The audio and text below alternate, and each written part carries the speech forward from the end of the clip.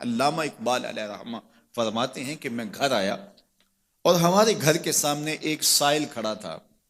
سائل چوں قضائے مبرم ہے، جس طرح قضائے مبرم ہوتی ہے، ٹلتی نہیں ہے، اس طرح وہ ٹلنے والا ہی نہیں تھا. میں نے اس کو لا کہا بابا چلا جا معاف کر، لیکن وہ ضد کر کے گھر کے دروازے کے اوپر کھڑا تھا. میں لاؤبالی کی عمر تھی تو سکول سے آیا تھا، میرے ہاتھ میں چھوٹی سی چھڑی تھی، تو میں نے اس کے کاسے کے اوپر ماری تو وہ کاسا ٹوٹ کے گر گیا اور اس کے اندر جو سارے دن کی ریزگاری جمع کی تھی وہ بھی بکھر گئی. تو کہتے ہیں کہ وہ ریزگاری اکٹھی کرنے لگا اور میرے والد شیخ نور محمد اندر سے کہیں دیکھ رہے تھے تو وہ باہر آئے. انہوں نے وہ ریزگاری اکٹھی کر کے اس کو دی اور اس کو اور پیسے دیے اور اس سے معذرت کی اور اس کو رخصت کیا اور مجھے بازو سے پکڑ کے اندر لے گئے. اقبال کہتے ہیں میں نے ساری زندگی اپنے والد گرامی کو یوں بلک بلک کے روتے نہیں دیکھا تھا. میرے والد نے مجھے بٹھا لیا اور کہنے لگے کہ اقبال، اگر قیامت کے دن رسول اللہ نے پوچھ لیا کہ تیرا بیٹا فقیروں کے کاسے توڑتا تھا تو بتا میں حضور کو جواب کیا دوں گا.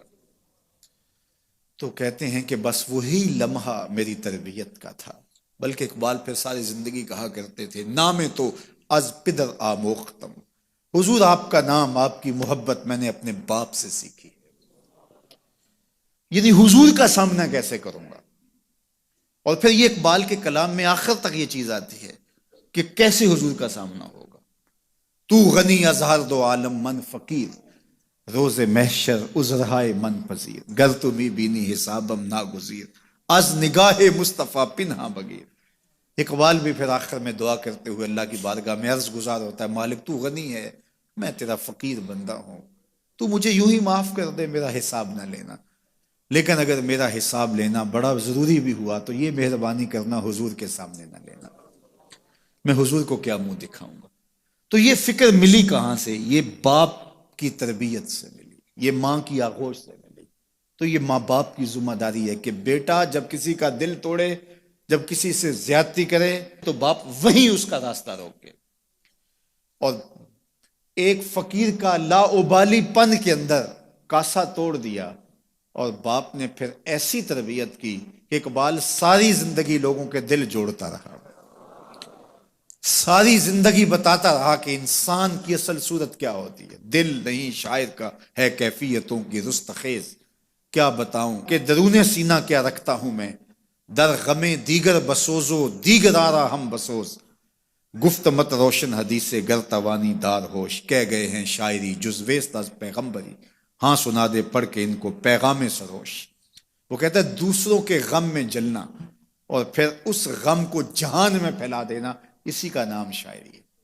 پھر اقبال نے وکری شاعری کی، شاعر تو اور بھی ہیں لیکن اقبال کہتا ہے شاعری از مثنوی مقصود نیست، بت فروشی بت گری مقصود نیست، کشتائے انداز ملا جامیم، نظم و نثر او علاج خامیم. وہ کہتا ہے کہ میں یہ بت نہیں بنا رہا کہ یہ غزلیں تراش کے اور یہ نظمیں تراش کے لوگوں سے داد وصول کرو. بلکہ کسی نے اقبال کو کہا یار کوئی غزل تو سناؤ، تو اقبال رو پڑا، کہا حضور میں اپنے شعروں کی داد قیامت کے دن آپ سے ہی لوں گا. یارہ مرا غزل خانے شمردن، یاروں نے تو مجھے غزل خاں سمجھ لیا، میرا تو مقصد ہی اور ہے. بلکہ ان شعراء پہ تنقید اقبال نے کی، عشق و مستی کا جنازہ ہے تخیل ان کے اندیشہ تاریخ میں قوموں کے مزار، چشم آدم سے چھپاتے ہیں مقامات بلند، کرتے ہیں روح کو خوابیدہ بدن کو بیدار. ہند کے شاعر و صورت گر و افسانہ نویس، آہ بیچاروں کے اعصاب پہ عورت ہے سوار.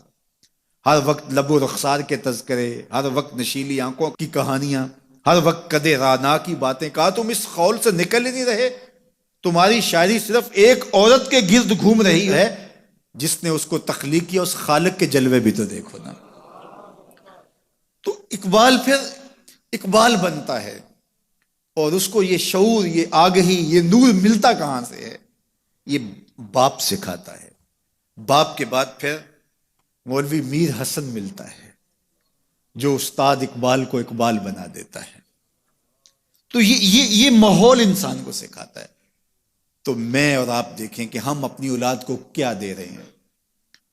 تو کبھی بھی اپنی اولاد کو اس کی اجازت نہ دیں کہ وہ کسی کمزور پر ظلم کرے. جب کمزور پر آپ کی اولاد ظلم کرتی ہے، زیادتی کرتی ہے، تو پھر وہ بڑی ہو کر کے ظالم بنے گی، جابر بنے گی۔